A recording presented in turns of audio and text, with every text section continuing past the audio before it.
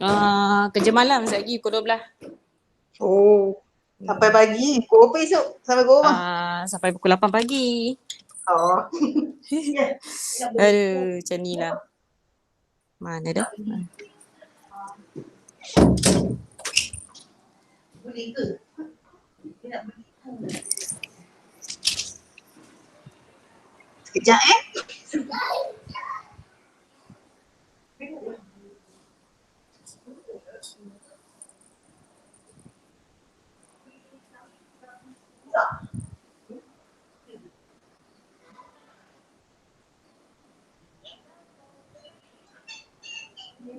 Terima kasih cukup.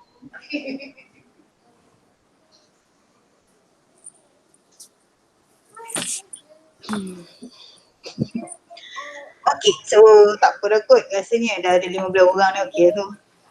Sambil-sambil yang lain-lain tu dia masuk lambat tak apa. Kita teruskan je lah. Sekejap, Bunda ada kelas. Okay, so hari ni insyaAllah kita sambung chapter 4 ni. You boleh tengok dekat buku masing-masing. Kita duduk dekat page 19. Dia adalah lari sikit buku saya ni, tak apalah, sama je. Page original dia page 19. So basically kita masih lagi sebenarnya duduk dalam second part dalam compensation pay model ni, iaitu internal alignment. So last seminar hari tu kita dah belajar tentang macam mana nak tahulah in terms of definition of internal alignment tu apa dia, apa faktor-faktor yang mempengaruhi satu-satu sistem secara internal, sistem compensation kepada organisation secara dalamannya. Dan juga kita dah tengok sedikit strategi lah, ada 3 strategi hari tu. InsyaAllah lah harap-harap you all masih ingat lagi lah yang mana yang attend kelas. Dan yang mana yang tak attend kelas pun tak apa, boleh je tengok balik video yang saya dah masukkan dalam iClass. So video dah ada dah, bolehlah nanti check tengok kat iClass. Kalau tak jumpa kat group pun saya dah bagi link dah. So nanti boleh check balik lah kalau mana-mana yang terlupa habis dah chapter last kita berhenti hari tu. So hari ni insyaAllah kita sambung sambungan dia ni satu lagi, job evaluation, job analysis. Tapi sorry lah, masih lagi ramai baru nak masuk ni. So you all nampak kan saya punya buku ni kan? Saya present dekat skrin ni. Untuk yang mungkin masih lagi tak ada buku ke, boleh tengoklah skrin ni. So sama je apa yang ada dalam buku. So untuk job analysis chapter 4 ni, saya yakinlah untuk sesiapa yang mungkin dah ambil introduction to human resource management, dah belajar dah subjek tu, mesti you all juga dah belajar tentang job analysis process. So basic tu sepatutnya dah ada lah untuk orang yang dah belajar HRM. Tapi disebabkan job analysis ni kita tahu dia ni adalah satu function dalam HR yang memang dia berkait dengan semua function lain dalam HR. So bila kita nak buat, contohnya kita nak buat recruitment and selection, kita nak pilih orang untuk kita ambil bekerja dekat company kita. So kita kena buat job analysis dulu. Sama jugalah, that's why lah dalam compensation ni pun dia ada satu chapter yang cerita tentang job analysis. That's why you all kena belajar juga. Walaupun sebelum ni dah belajar, yang duduk kata dalam hati kan, buat apa belajar lagi ni pasal job analysis ni, hari tu dah belajar dah dalam chapter, dalam subjek lain. So sebab dia ada kaitan, for sure lah bila ada kaitan, that's why lah kita kena tengok juga dia. Sebab kita nak tengok apa kaitan job analysis ni dengan compensation system yang kita nak design dalam organisation kita. Okay, so untuk chapter outline ni you boleh tengok sendirilah. So basically sebenarnya ada 9 subtopik, tapi saya nak cepat ni cerita hari ni, so kita just ambil yang mana penting sahaja. Tak semualah saya akan sentuh. Okay, so first ni kita tengok sikit in terms of introduction ni, tengok statement kat bawah ni. If pay to be based on work performed. So sebelum ni kita dah belajar kita ada skill payment untuk employee, kita nak bayar berdasarkan work ataupun berdasarkan job. So nama dia adalah job based skill. Harap-harap ingat lagi lah. So kalau lah kita nak pakai sistem job based ataupun work based on work perform, So some way is needed to discover and describe the differences and similarities among these job. So bila kita kata okay, organisation kita nak implement sistem bayar gaji employee ataupun bayar insentif pada employee berdasarkan work yang employee tu buat, tugasan yang employee tu buat. So kita kena cari satu solution, kita kena cari satu jalan yang macam mana, jalan yang kita boleh tahu apa differences and similarities among this job. Apa persamaan dan juga apa perbezaan setiap job yang ada dalam organisation kita tu. So sebab apa kita kena tahu, dia balik pada isu kita belajar hari tu, job base. Kita kena tahu differences and similarities ni sebab kita nak determine adil ke tidak, orang ni kita bayar banyak ni, orang ni kita bayar banyak ni based on job yang dia buat. That's why kita kena buat analisis in terms of differences and similarities ni. And dekat sini dia kata an observation alone is not enough. So kalau kata you all just nak bayar orang berdasarkan apa yang you observe, apa yang you nampak orang tu buat je semata-mata, so mungkin dia tak mencukupi. So maksud tak mencukupi tu mungkin takut sekejap lagi dia jadi tak adil pada employee tu sebab kita tak go deep into apa sebenarnya yang employee tu buat. That's why lah dia kata kat sini, the organisation must conduct a job analysis process to describe it.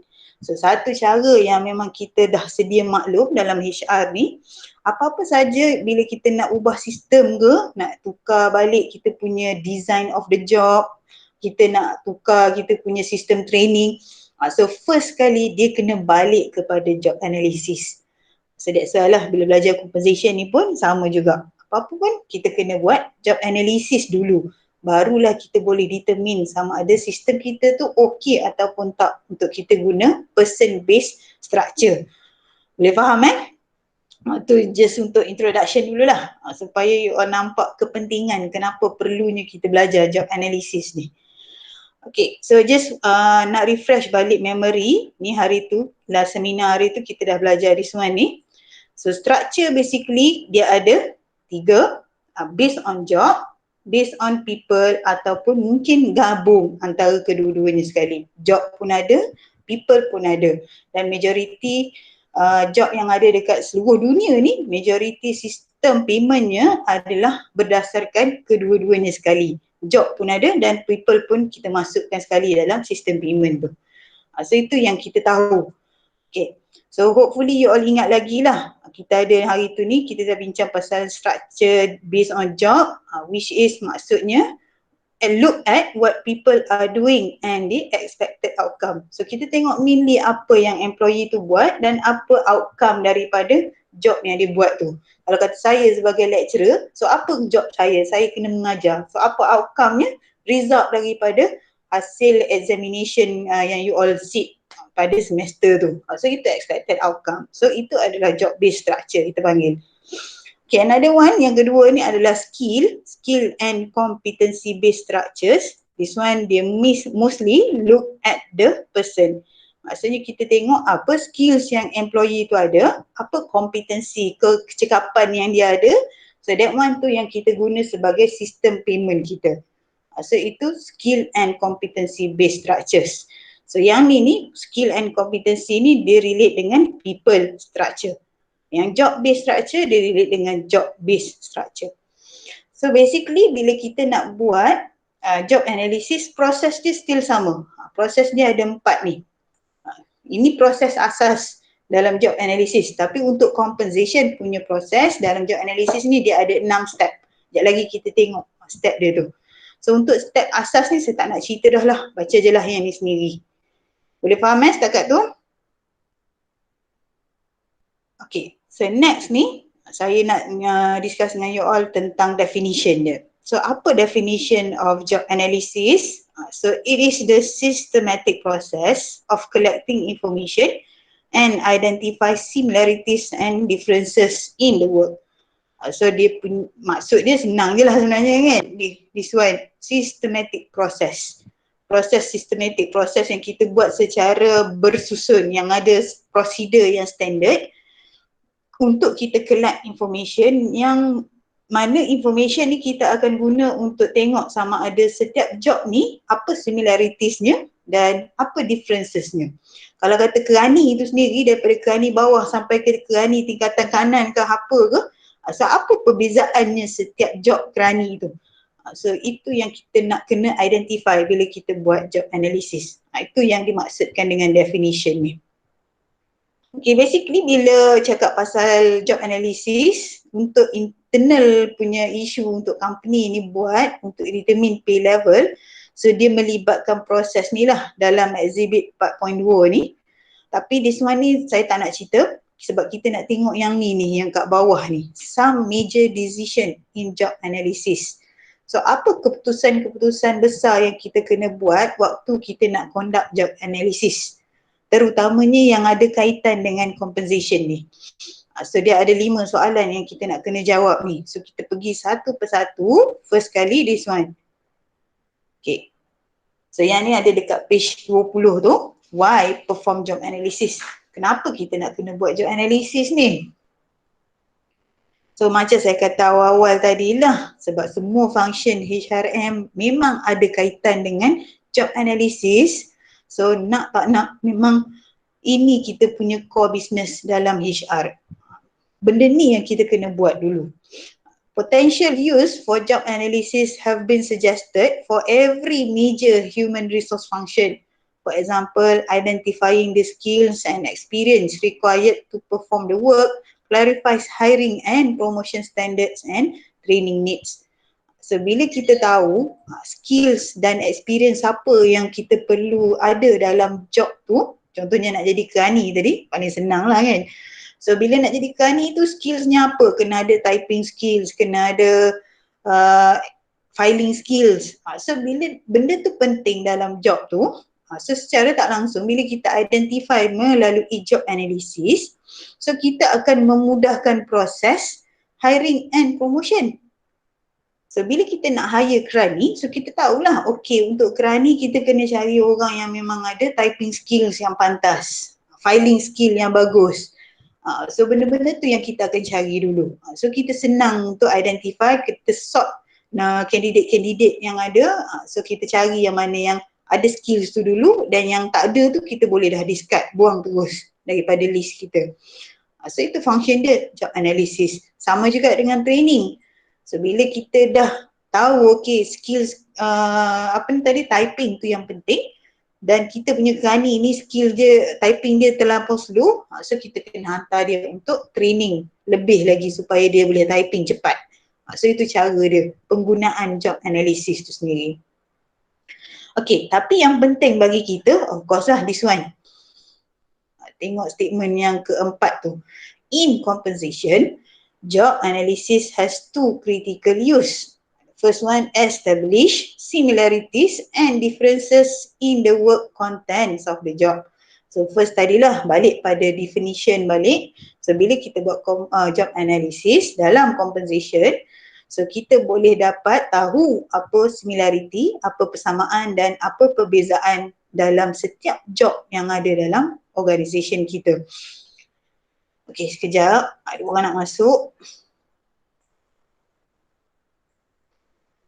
Okey, dan untuk yang kedua pula, job analysis ni membantu in terms of establish and internally fair and align job structure.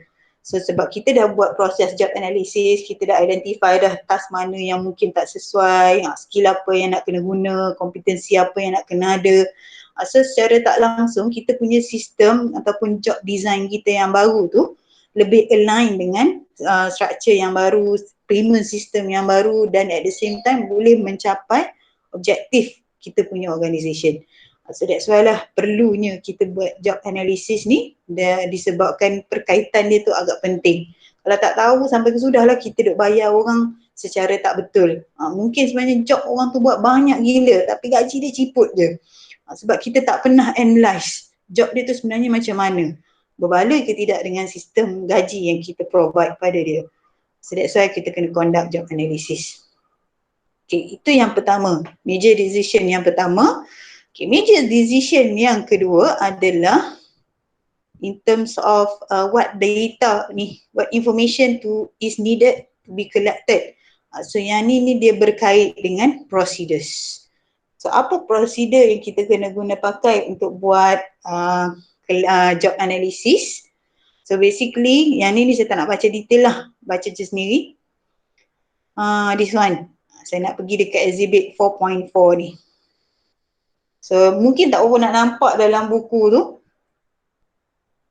tapi tak apalah, saya cerita je secara sepintas lalu apa yang ada dalam exhibit 4.4 ni. So first stepnya bila kita nak conduct job analysis, first kali kita kena buat develop preliminary job information. So this one ni maksudnya kita kena review balik semua job yang ada dalam organisation kita. Kalau ada 100 lah kita kena review, kalau ada 2000 lah kita kena review. Kalau company besar lagi lah kan, of course.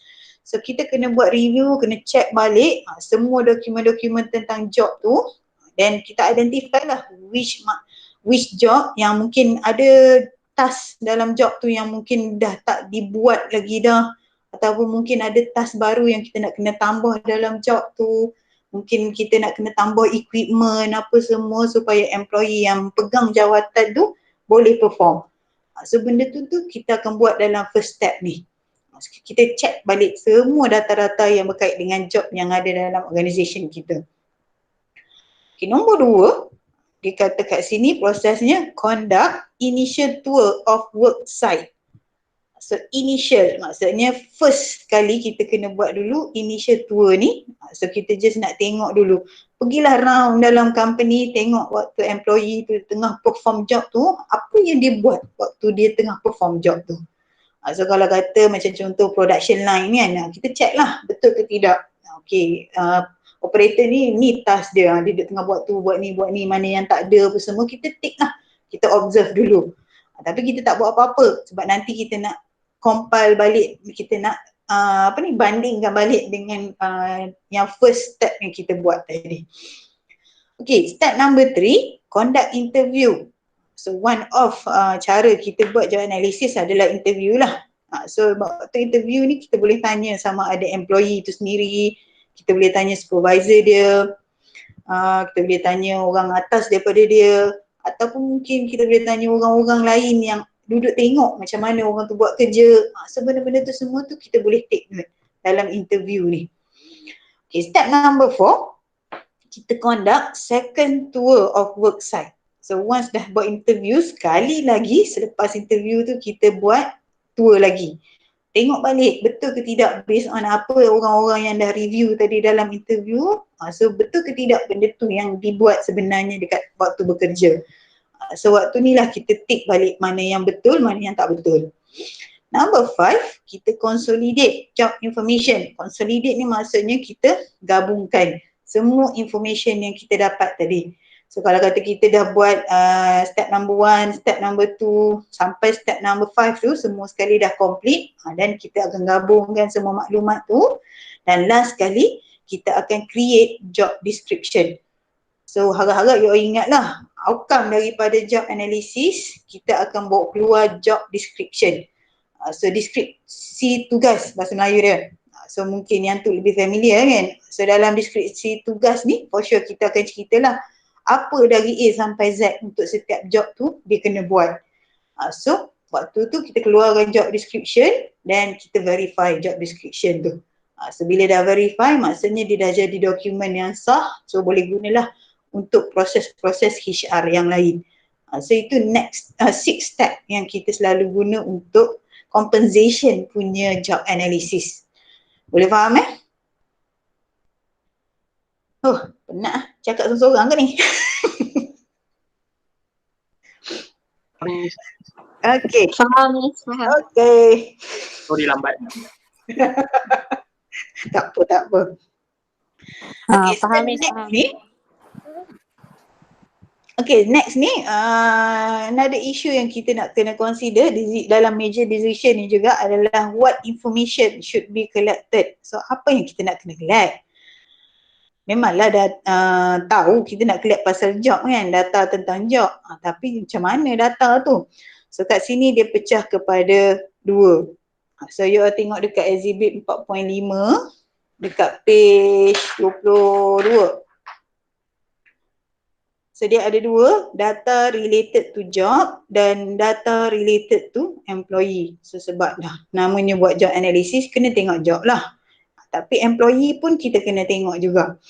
Okay, untuk data related to job, normally dia berkait dengan job identification dan job content. So job identification ni benda simple je lah. Title, department in which job is located, number of people who hold the job. So ini kita just nak identify job ni wujud, tajuk dia job jawatan tu apa, department mana sebenarnya terletaknya jawatan ni. So benda tu benda basic dalam job. Okay, yang detailnya adalah job content ni lah, in terms of task, activities, constraint, performance criteria and so on. So benda-benda ni yang kita akan observe dalam job tu. So kalau kata kita nak buat interview tadi, kita boleh tanya benda-benda ni lah kepada orang yang akan kita interview untuk job-job yang kita pilih untuk buat analisis tadi. Okay, itu untuk job. Okay, untuk employee pula, so normally setiap employee yang pegang jawatan yang kita buat analisis tu, so kita akan check in terms of employee karakteristik dia. Apa skills yang dia nak kena guna waktu dia perform job tu. Macam inilah you boleh tengok lah kan, banyak skills dia. Professional, technical, manual, leadership and so on ni. So ini skill-skill yang terlibat waktu employee tu nak kena perform job tu. So kita kena check ada ke tidak penggunaan skills ni. Okay, another one is internal relationship. Macam mana hubungan antara employee yang pegang job tu dengan bos dia, dengan orang atas dia, dengan supervisor dia ataupun dengan kawan-kawan dia. Paling last sekali kalau kita ni bos, so dengan subordinate kita. So data-data ni semua ni kita kena collect juga, kita kena tahu in terms of macam mana hubungan nak kena report dekat siapa apa semua tu. Itu internal. External relationship pun kita kena check juga. So kalau kata macam contoh saya jadi lecturer ni, so internal saya of course lah dengan KPP, dengan rektor apa semua tu. Tapi yang external pula, so saya kena jugalah at the same time berbincang dengan parents kalau ada isu berkait dengan student. So kita kena check semua sekali. So kalau untuk you all mungkin ada kaitan yang ni lah, job-job yang you all pegang ni. Suppliers, customers, regulatory, professional industry and so on. So ini data yang selalunya kita collect untuk job analysis process. Boleh ya?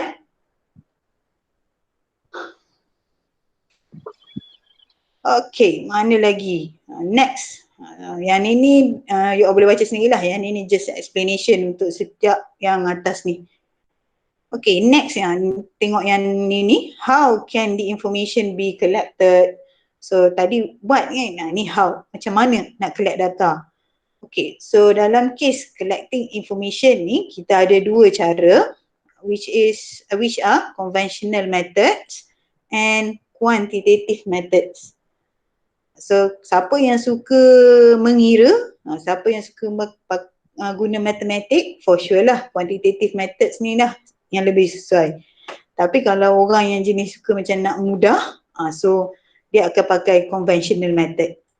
Sebab apa? Sebab dalam conventional ni, you tengoklah dia ada questionnaire and interviews. Tu je cara dia.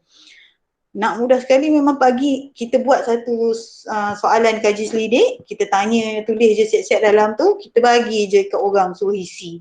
Dapat kita buat analisis. So itu caranya questionnaire. Tu conventional lah maksudnya. Dan satu lagi interviews. So interviews pun senang juga lah nak dapat maklumat. Tapi for sure dia ada advantages dengan disadvantages. So kena tengok jugalah untuk kedua-dua benda ni. Untuk quantitative methods pula, so selalunya kita akan pakai statistical analysis. So tak kisahlah nak pakai statistical analysis apa, selalunya orang-orang yang suka matematik, so dia akan pakai sistem kuantitatif ni. Ambil je data, key in masuk dalam sistem, contohnya pakai Excel, lepas tu keluarkanlah result. So benda tu lagi mudah. So tapi dia ada juga advantages dengan disadvantages. So bacalah sendiri yang ni. Okay, apa lagi yang penting? So dalam decision yang seterusnya kita kena identify who. Siapa yang nak kena collect information. Siapa antara ramai-ramai dalam ni kot lah pernah buat job analysis dekat tempat kerja you all? Tak pernah, Miss. Tak pernah. Tak pernah, Miss. Kalau buat job description sendiri? Jadi pernah buat? Pernah. Pernah buat. So sebenarnya tu one off jugalah kan. Bila company suruh kita buat job description tu, maksudnya company nak buat job analysis lah. Tapi dia dia malas nak cerita panjang, so dia suruh kita sendiri yang describe apa yang kita buat. Nanti dia ambil, dia kumpul yang maklumat tu, dia simpan. So nanti orang lain nak guna, dia refer balik. Dia macam tu je. Tu pun sebenarnya one of proses. Tu proses job analysis paling mudah. Boleh faham eh? Okay, so memandangkan you all tak pernah terlibat, tak apalah. Basicnya sebenarnya job analysis is performed by human resource generalists and supervisors. So memang logik lah kan. Siapa lagi nak buat kalau bukan orang HR, sebab kita je yang tahu benda ni proses dia macam mana. That's why you all belajar HR. Kalau kata bos tiba-tiba suruh you buat lepas ni, jangan kata tak lah sebab you dah belajar lah benda ni. Macam mana nak buat. Okay, another one, mungkin kita boleh juga suruh someone thoroughly familiar with the organisation and its job. So orang ni orang yang mungkin dia dah lama, dah experience sangat-sangat dah. So dia tahu in detail pasal setiap apa yang ada dalam organisation tu dan juga job-job yang ada dalam organisation tu. Dan bolehlah juga dia tu kita suruh untuk buat job analysis. Okay, selain daripada who collects, next ni dia ada who provides. Beza dia lain. Yang ni orang yang nak buat. Yang ni orang yang nak bagi information. So selalunya orang yang nak bagi adalah principal sourcesnya, job holders and supervisors. So kita akan tanya terus kepada orang yang perform job tu. Macam you all buat job description tu, maksudnya sebenarnya you yang provide information lah berkait dengan job apa yang you buat. Okay, untuk key managerial or professional job, so selalunya orang yang kena provide infonya adalah supervisors 2 levels above. So kalau kata orang ni duduk dalam kategori top level manager, contohnya human resource manager. So siapa yang kena provide information? Selalunya CEO tu sendiri yang kena provide information. Sebab kita kena pegang konsep 2 level above. So dia yang kena bagi description ataupun information berkait dengan job yang kita buat. Okay, another one, subordinates and employees in other jobs that interface with the job under study. So kalau kata you nak identify job kerani, so kita tengok okay, kerani di department lain ataupun orang bawah kepada kerani itu. So itu pun kita boleh juga tengok, minta dia bagi pendapat tentang job kerani itu tadi tu. So itu yang dimaksudkan dengan statement nombor 3 tu. And kat sini dia kata juga the number of incumbents per job from which to collect data varies with the stability of the job and ease of collecting the information. So maksudnya kalau kata kita susah sangat nak dapat information untuk satu job tu, mungkinlah number of respondent kita tu, number orang yang nak provide information tu, kita kena tanya lebih lagi, kita kena tanya ramai lagi. Tapi kalau kita tahu job ni memang dia ni senang nak dapat info dan job ni memang stable je. All the time kalau kata kerani, yang tu je lah kerja dia, kerani, tak ada benda lain dah, dia tak buat benda lain dah. So kalau job yang stable, selalunya kita tanya seorang pun dah cukup dah. Tak payah nak tanya beramai-ramai. Itu beza dia, itu cara dia untuk kita tentukan siapa yang nak kena provide information. Okay. Lagi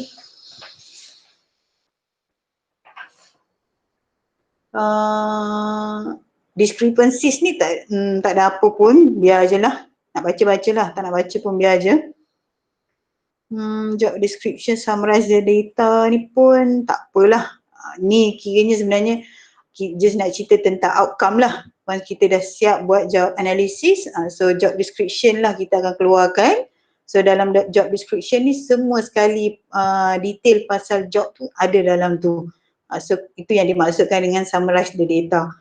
So senanglah bila kita nak check, kita check just tengok balik dalam job description yang kita dah siapkan tu. Okey, apa lagi? Rasanya macam tak ada dah untuk betul. So untuk chapter ni cukuplah setakat you all tahu tentang who provides the information tu. Oh ada orang lost connection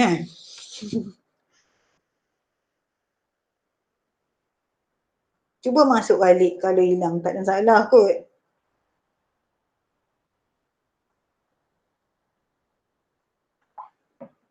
Okey, ada soalan nak tanya setakat tu? Tak tu Miss.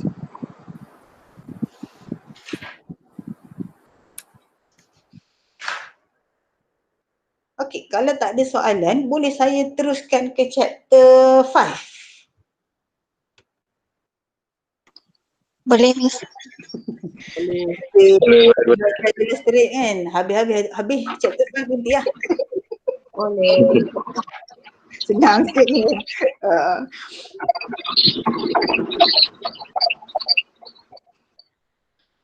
Okey. Habis dia lari. Okey, untuk chapter 5 ni, masih lagi sebenarnya duduk dalam internal alignment punya proses dalam second part lagi dalam job P model kita. So yang ni kita nak belajar tentang job evaluation. Nama dia job based structures and job evaluation. Tapi sebenarnya kita belajar tentang job evaluation je. So satu lagi benda yang kita kena tahu, bila kita dah buat job analysis, settle lah first part. Second partnya kita nak kena evaluate. Adakah setiap job yang macam mana kita nak tentukan setiap job tu memang sesuai dengan sistem payment kita. So that's why kita nak buat job evaluation ni. Okay, so untuk job evaluation ni juga, mana dia punya definition? Okay, this one. So kita tengok definition dia dulu. Job evaluation is the process of systematically determining the relative worth of jobs to create a job structure for the organisation. So keywords dia kat sini. Determining the relative worth of jobs. So bila kita cakap pasal job evaluation, sebenarnya kita buat satu proses untuk kita tentukan job kita ni penting ataupun tak dalam organisation kita dan dalam job structure kita. So bila kita tahu job ni penting, so barulah kita boleh determine berapa banyak payment yang sepatutnya kita kena letak untuk job tu. So that's why lah kita kena buat job evaluation ni. Okay. The evaluation is based on a combination of, so bila kita buat job evaluation, kita akan tengok kelima-lima benda ni. Kita akan tengok job content. Kita akan tengok sama ada kalau contoh CEO dengan Krani, siapa lagi penting job content dia. So kita akan bandingkan dekat situ. So bila kita tahu yang mana yang lagi penting in terms of job content tu, dan orang yang penting tu akan dapat payment lagi banyak lah berbanding dengan orang yang kurang penting dalam organisation tu. Okay, number 2 in terms of skills required. So kalau satu-satu job tu contohnya engineer, technician, dia memerlukan skills-skills tertentu untuk kita buat job tu. So for sure lah juga job tu lebih penting berbanding dengan job-job lain yang ada dalam organisation. So bila pentingnya skills, pentingnya job tu dalam organisation, so payment system dia pun akan jadi lain juga.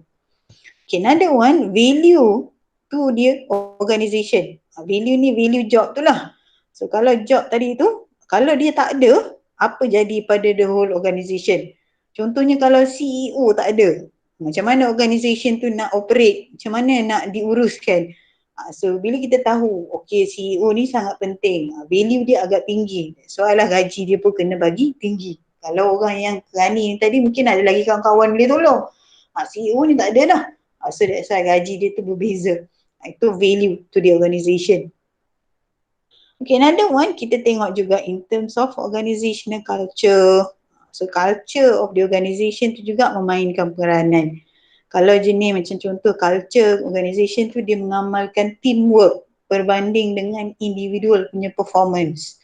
So kita akan compensate employee yang boleh perform dalam team lebih lagi berbanding dengan orang yang boleh perform secara individu. So itu kita bezakan berdasarkan culture. Okay, dan satu lagi berdasarkan external market. So external market ni cerita luar lah.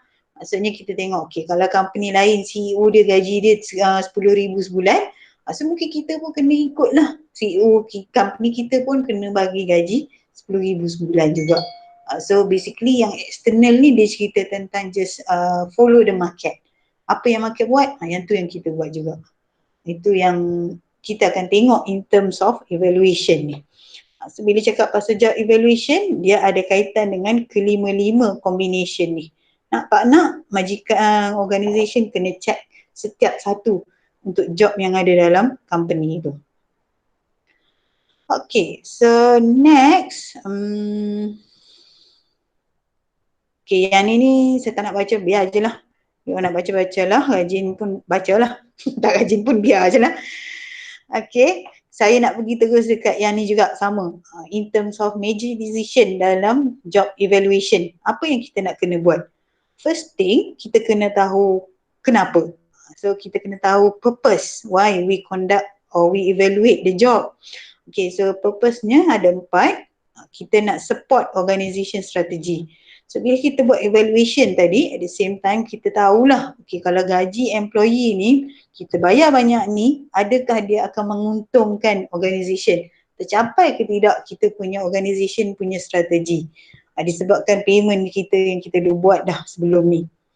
Okay, another one, because of kita nak support workflow, kita nak mudahkan proses kerja. So setiap orang dah tahu dah, okay, kerja dia banyak ni yang dia kena perform, okay, semua akan nampak benda tu akan selari dengan baik. Sebab dia tahu, okay, bila saya buat benda ni, okay, saya akan dapat payment berdasarkan benda ni. So itu memudahkan lagi workflow. Okay, another one, kita buat job evaluation sebab kita nak make sure sistem kita fair to employees.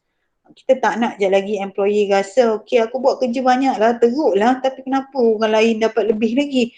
So kita tak nak employee rasa macam tu. That's why kita kena buat job evaluation ni. And the last one, motivates behaviour towards organisation objective. So kita nak make sure, okay, setiap apa yang employee buat tu, behaviour apa yang employee buat dalam organisation tu ke arah nak mencapai objektif organisasi. So sistem kita tu pun kena betul. That's why kita kena check balik, kita kena buat job evaluation ni. Okay, another one. So bila kita cakap pasal job evaluation, dia ada beberapa method. Method tu kejap lagi kita tengok. Tapi ada sesetengah organisation dia prefer guna single method ataupun single plan. Ada juga yang suka guna multiple plan. Dia gabung banyak-banyak sekali method masuk sekali dalam sistem dia. So which one is the best? In case yang ni dia tak ada kata pun satu bagus ataupun guna banyak bagus. So dia terpulang kepada setiap organisation. Okay, dekat sini in terms of single versus multiple ni, different evaluation plan are used when the work content is too diverse to be evaluated by one plan. So kalau job yang kita evaluate tu dia kata too diverse, terlampau luas sangat, terlampau dalam sangat cerita dia, so mungkin kita tak bolehlah guna satu plan saja. Contohnya you nak evaluate job engineer tadi, contoh saya kan, engineer. So mungkin engineer ni macam-macam yang dia buat. So kita tak boleh nak nampak kalau just takat guna satu sistem saja, satu plan saja. So kita kena guna multiple plan. So that's why dia kata kena tengok keadaan jugalah. Okay, apa lagi yang penting? This one lah. Job evaluation methods. So dalam case compensation ni, you kena tahu kita ada 3 job evaluation method. So untuk yang ni saya nak tunjuk slide saya yang ni lah supaya mudah sikit untuk you all faham. Mana dia? Tak keluar pula. Sekejap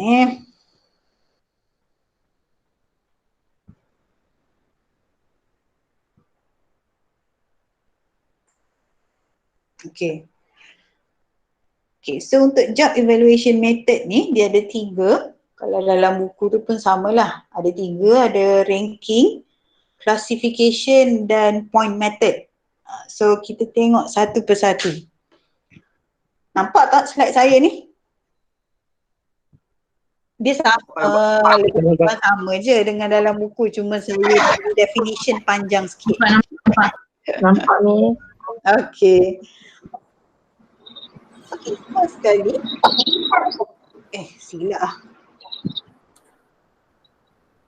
Sekejap. Allah, hang pula dah. Oh sorry, yang ni just untuk, kejap ni.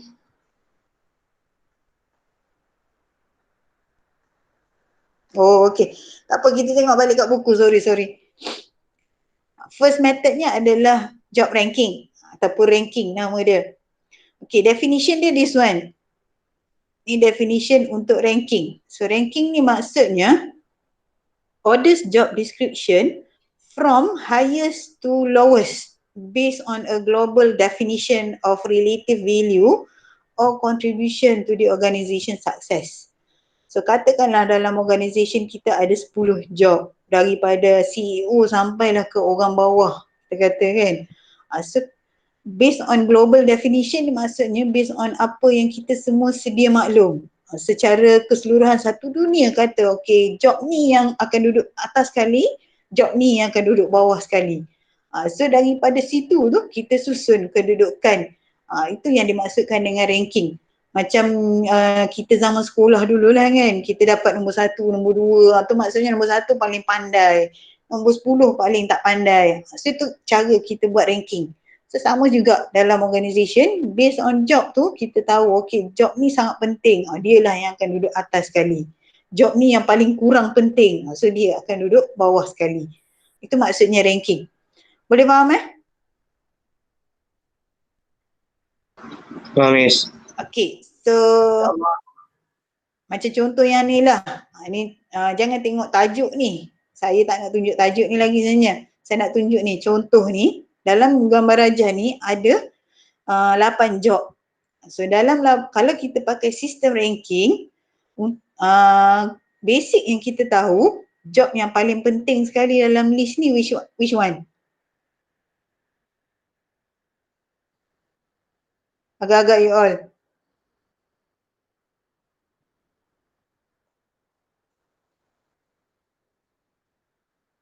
Ini dalam universiti, saya bagi contoh ni dalam universiti, job yang ada dalam universiti.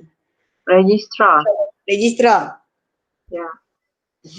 Yang kedua penting? Yang kedua penting.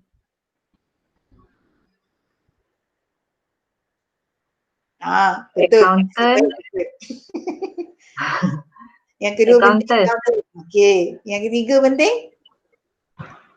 Marketing manager. Marketing manager. Manager. Betul, nasib baik. Yang keempat?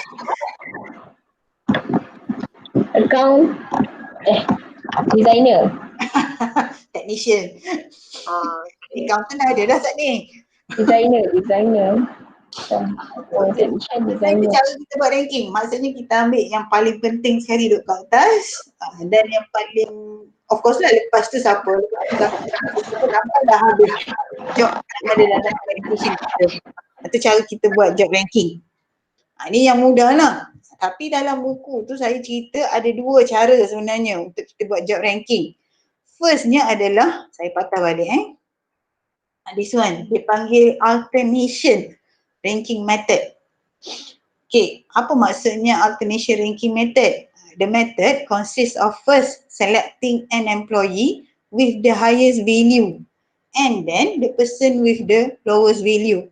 Subsequently, the person with the highest value among the remaining people is selected as also the one therein with the lowest value.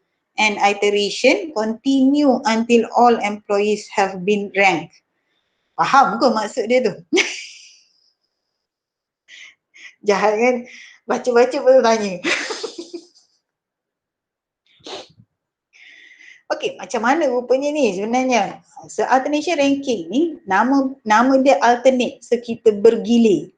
Mula-mula dia kata kat sini kita set dulu, kita cari dulu job mana yang paling penting, kita letak atas sekali. Lepas tu step yang keduanya kita kena cari job yang paling tak penting. Paling tak penting ni kita kena letak nombor last sekali pula. Next tu kita alternate. Sekali lagi kita ambil job yang ada lagi ni, yang remain ni, kita letak yang kedua penting. Cari pula next tu job yang paling kedua tak penting, letak pula kat bawah. Sampailah kita punya susunan ataupun job dalam organisation kita ni habislah kita ranking kan.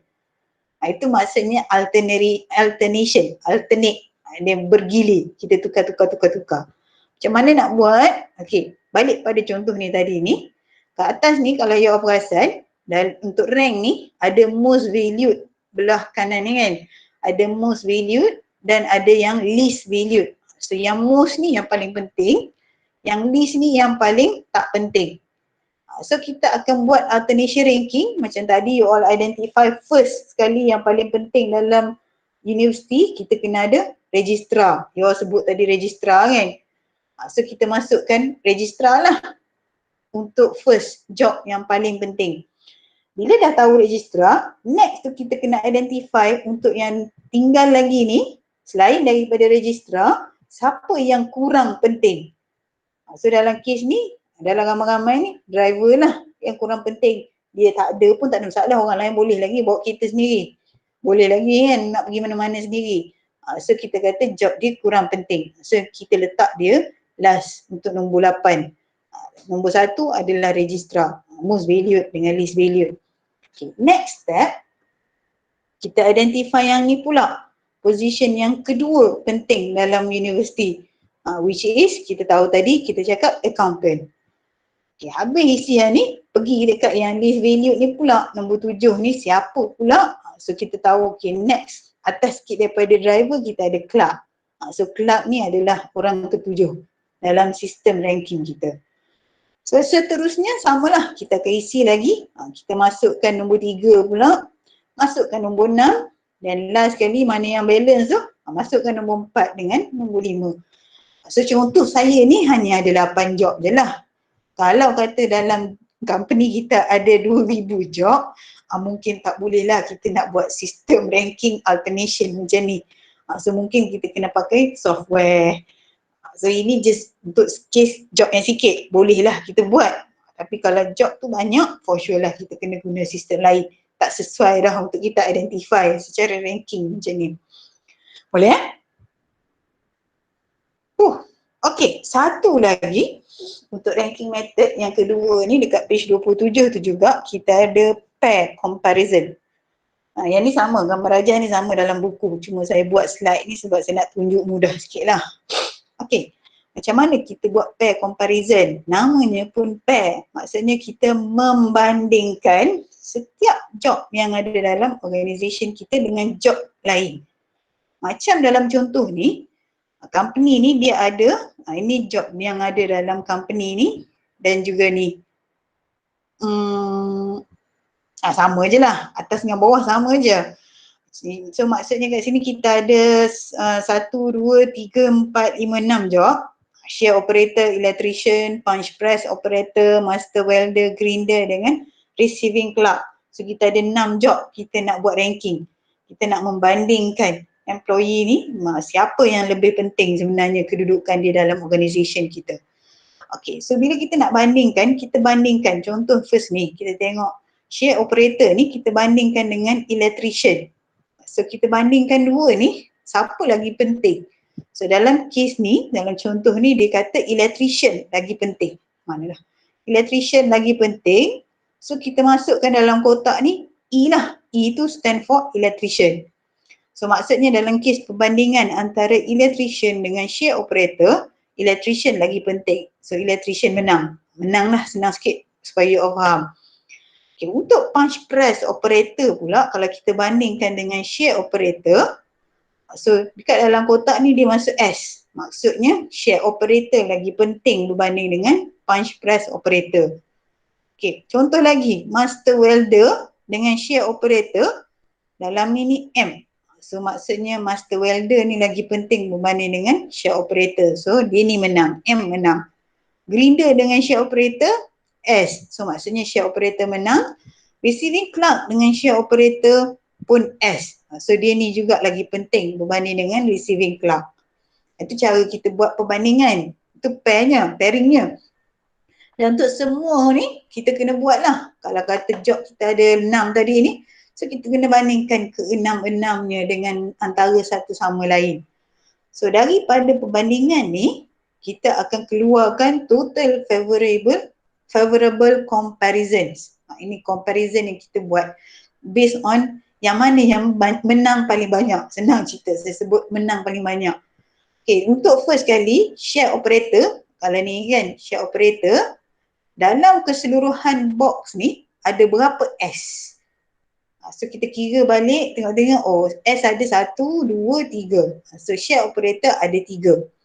Untuk electrician ada 1, 2, 3, 4. So 4. Punch press operator ada berapa? PP ada 2 je. So 2. Master welder IM ada berapa? 1, 2, 3, 4, 5. Okay. Grinder ada 1. Receiving clerk dalam ni kita tengok tak ada langsung R kan. So maksudnya dia tak dapat apa-apa point daripada perbandingan yang kita buat ni.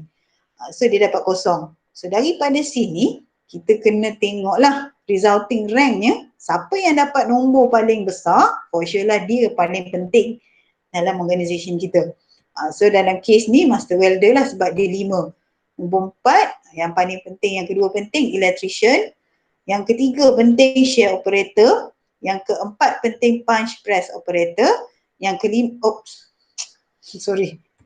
yang kelima penting grinder, dan yang least important, yang kurang sangat-sangat pentingnya adalah receiving clerk sebab dia tak dapat apa-apa point pun.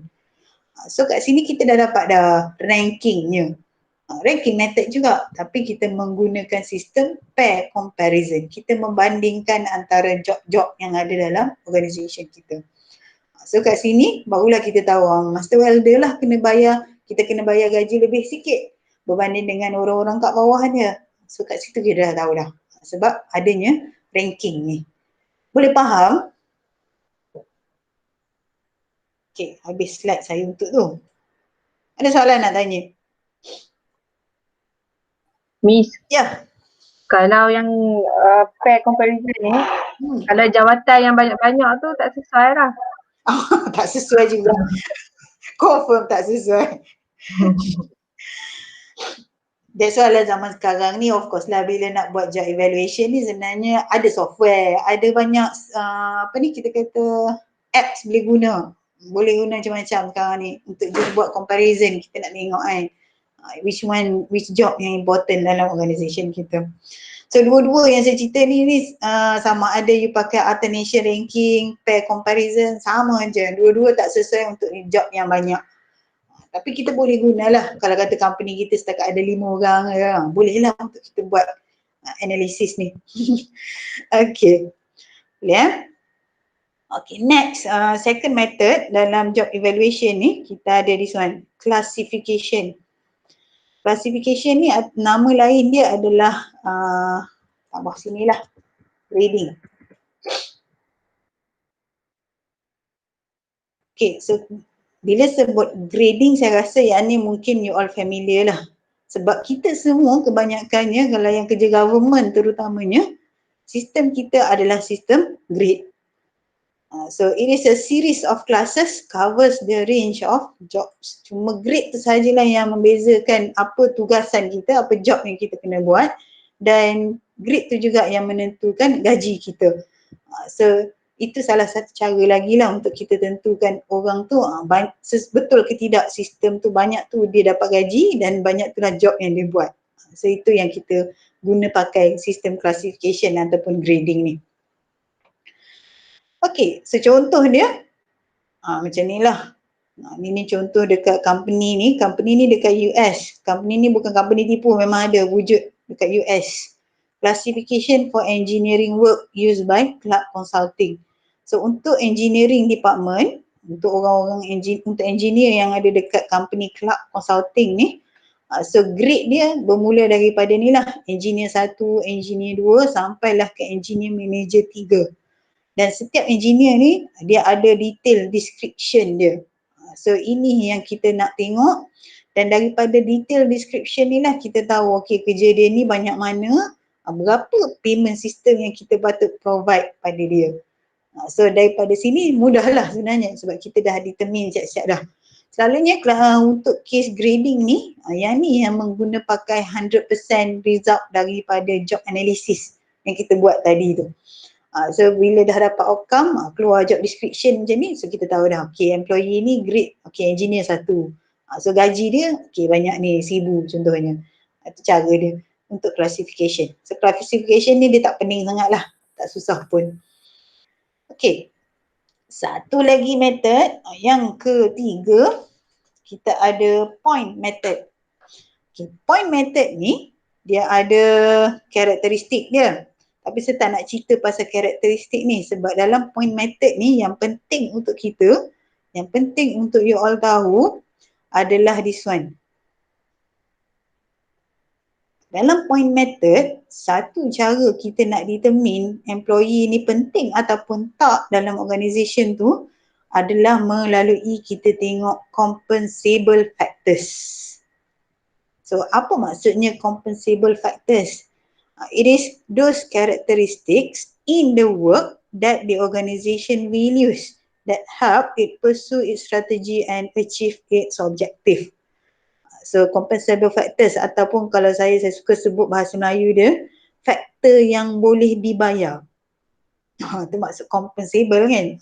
Faktor-faktor yang boleh dibayar. So kalaulah dalam job kita ada faktor ni, so sepatutnya gaji kita mestilah sama dengan apa faktor yang kita nak kena perform tu. Okey, apa dia contoh dia? Kejap lagi kita tunjuk. Okey, apa dia? You all tengok terus dekat this one. Exhibit 5.3 ni. Factors in Hay Plan dekat page 29. Okay. Sambil-sambil tengok factors ni, cuba bandingkan dengan job yang you all sekarang ni tengah pegang. Job masing-masing. You all tengah kerja kan. So, adakah job you memerlukan you all adanya factor in terms of know-how. Know-how ni maksudnya the sum total of what a person must have the capability to do to be effective. So know-how ni basically knowledge lah. Apa yang kita ada, knowledge apa yang kita ada yang sebenarnya memang kita guna waktu kita buat kerja tu. Contohnya macam saya adalah lecturer in human resource. So knowledge saya adalah knowledge in HR. So benda tu adalah know-how. Saya tahu okay saya kena ngajar subjek compensation ni kena cerita macam ni. Subjek employment law kena cerita macam ni. So itu know-how saya. Macam mana pula dengan know-how you all? Siapa nak cerita? Sambil-sambil dengan you all pula cerita. You all bekerja kan masing-masing. So what is your own know-how dalam case job yang you all tengah buat sekarang ni? Siapa nak cerita? Boleh buka mic, boleh cerita. Saya nak minum air sekejap.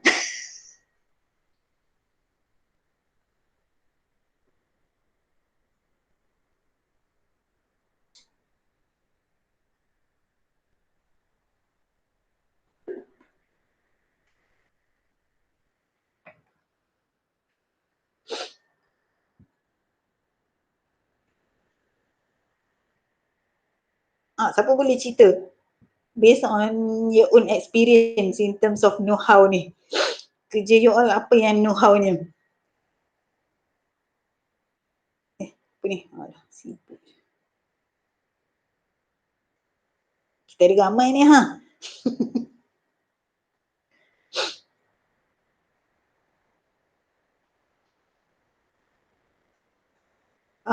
Siapa kerja bank? Fazilah kan?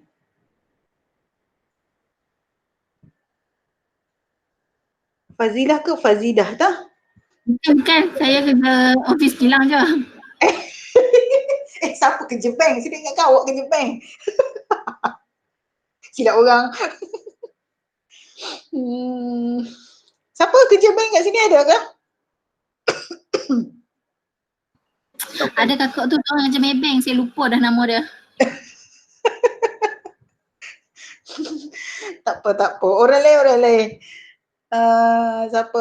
Ramai ni Adila, Ain Afifah, Alif, Atika, Nur Atika, Ikin Azrullah, Rina. Polis je ni Rina. Dewi? Aduh. Boleh Apa agak-agak know how awak yang awak perlu ada selalunya kalau untuk polis lah. Okay, kalau saya macam saya polis trafik, saya kena alert pada kesalahan-kesalahan trafik lah. Dengan alert pada lalu lintas, sebab contoh macam tengah point duty jaga laluan, alert dengan pergerakan kereta dan juga keselamatan diri lah, sebab kadang orang tak berapa nak perasan ada polis kan. So dia lebih kepada alert lah. Kena baca pergerakan orang awam. Yes, betul. Tu maksudnya benda wajib yang awak kena buat lah kan. Tu know how yang perlu ada untuk job awak. So sebenarnya gaji awak sebenarnya pun sebenarnya dibayar berdasarkan alertness awak waktu bekerja tu. Mungkin kita tak sedar kan, tapi sebenarnya sistem payment kita tu sebenarnya dia dah dia kena kata dah ada alertness tu. Saya bayar awak berdasarkan alertness tu. Itu sebenarnya yang saya nak suruh cerita tu. Boleh faham another one dalam compensable factors ni, dia ada problem solving skills. So setengah-setengah kita ni, job kita ni memang memerlukan kita untuk solve problem. So yang ni memang sangat penting lah kita kata kan. So, kalau tak boleh solve problem, maksudnya mungkin job tu tak terlampau, kita kata tak terlampau teruk lah.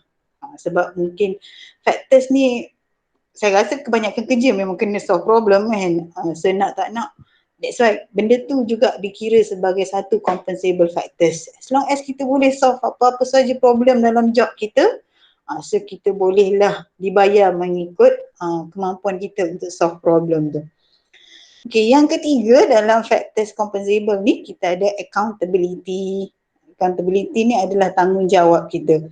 The requirement for and ability to achieve desired result. So setakat mana kita mampu bertanggungjawab untuk setiap job yang kita buat ni supaya kita mencapai outcome yang kita nak, result yang kita nak. So macam contoh saya sendiri, kalau saya jadi lecturer sekarang ni, so outcome saya nak student saya semua dapat A. So apa yang saya buat supaya student saya semua boleh dapat A? So yang tu yang kita nak kena tengok, berjaya ataupun tak tu, accountability kita tu sendiri. So benda tu juga kita boleh kira sebagai compensable factors. And then satu lagi saya nak minta you all tambah juga, dalam buku ni memang ada 3 je, tapi saya minta tolong tambah satu lagi, yang keempat. Yang keempatnya adalah working conditions.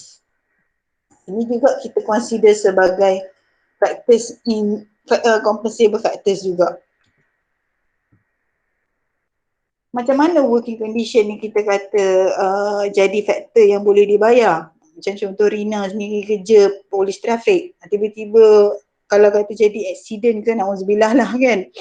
So benda tu kita boleh kata you are working in a dangerous working condition. So bila dangerous working condition, selalunya organisation nak kena increase sikit lah compensable factors supaya kita ni terlindung daripada apa-apa bahaya dekat tempat kerja. So working condition juga one of factors yang mungkin kena ambil kira waktu kita nak design payment system kepada employee tu. So itu yang kita letak dalam factors of compensable factors ni. So ada 4 lah basicnya. Cuma yang 3 ni dia berdasarkan Hay ni. Hay ni nama orang tau. Lupa nak cakap tadi. Kotlah you all duduk tertanya-tanya apa Hay plan ni. Hay ni adalah nama orang yang create plan ni. Yang create 3 factors ni. Tapi dia tak masukkan working condition ni. So saya suruh masukkan. Sebab saya dah baca ada buku lain lagi yang dia kata compensable factors ni boleh jadi 4 sebenarnya. So harap-harap you all faham lah yang tu. Apa lagi tah? So proses untuk buat point method ni saya tak ajar in detail lah sebab memang selalu pun saya tak pernah ajar pun dan dia tak pernah masuk final exam pun. Tambah-tambah lagi lah tak ada final ni kan, lagilah tak akan cerita je dalam final exam.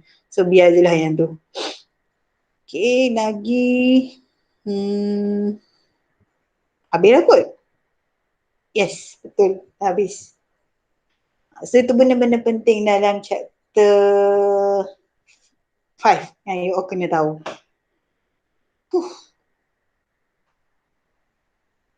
Setakat tu ada soalan nak tanya.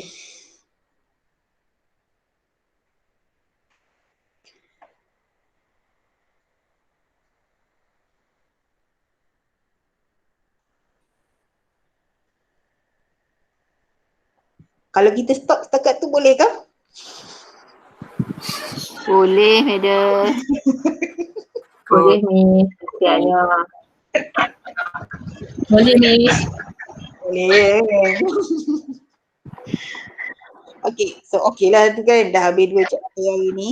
So next class nanti insyaAllah saya sambung. Okay, kalau macam rasa macam takut tak dan nak habis tak apalah. Ada yang saya dah buat video sebenarnya, nanti saya upload dekat iClass lah. So you all boleh tengok di cerita-cerita chapter lain sambungan-sambungan ni. Yang mana yang mungkin tak dan kita bincang dalam Google Classroom ni. So semua saya masuk dalam iClass nanti. Okay, so kalau you all tak ada apa-apa nak tanya, saya rasa cukup lah tu untuk hari ni. So insyaAllah jumpa seminar seterusnya nanti. Terima kasih banyak, Miss. Okay, sama-sama. Miss. Thank you, Miss. Thank you, Miss. Thank you, Miss. Sama-sama.